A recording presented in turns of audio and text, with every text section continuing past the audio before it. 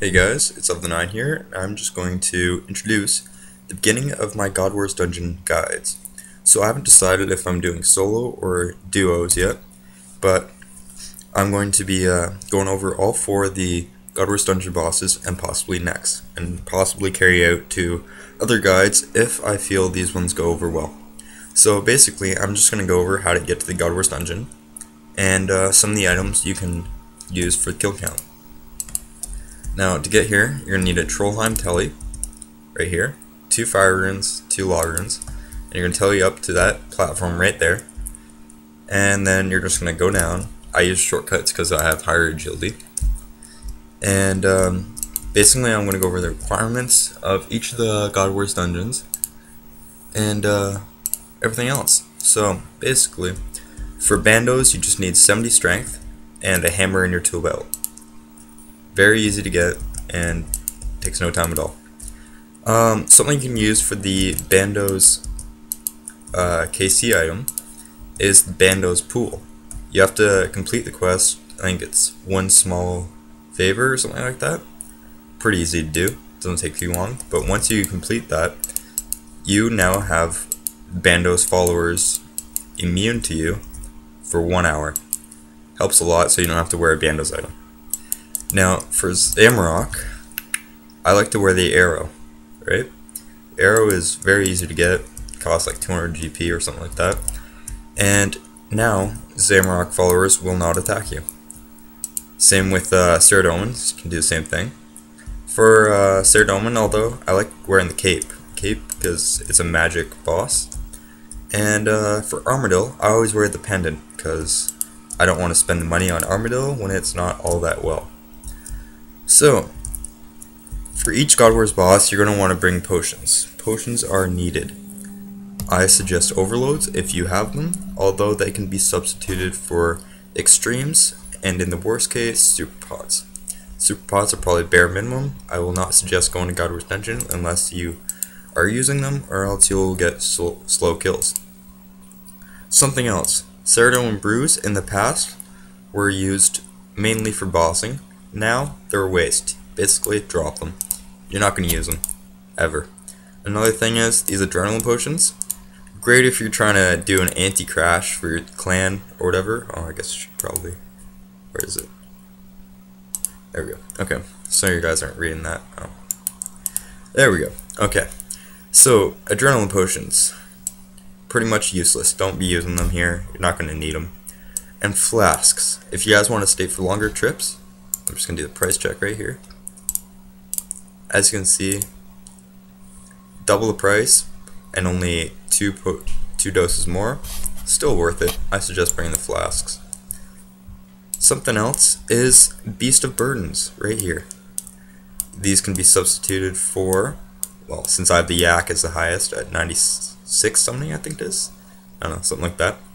It can be substitute for War Tortoise or even Spirit Terrorbird and Bull Ant. I think there's a Caliphite one too, but those are the main ones. Basically, you want to start the trip off with this thing fully loaded, as much as you can go. I think it's Bull Ant with the first line, Terrorbird, War Tortoise, and then Yak has it all. Alright, so Beast of Burden, bring it, fill it with rocktails, and you'll stay for long trips. Next is the healing familiars. The only 2 that I could say are really worth it is the unicorn. There we go. And basically each cast heals a good amount of work. Or how much? Oh, I'm at full HP, that's why it won't heal me. Okay, so once I cast that spell, it'll heal me. I think it's around 800 or something. It's a good amount of life points. Now, the Titan does the same thing. These Titans, Moss, Fire, and Ice, use the same kind of thing. The scroll here, it heals it. I think it's around 600, so not as much as the Unicorn. And it uses a little bit more of the special attack bar. But still worth it if you have it. If you don't have that, I think the Bunyip also heals. And the Fruit Bat also has a way of healing where you cast the special ability, and fruit falls down. So it's worth it if you want to do that.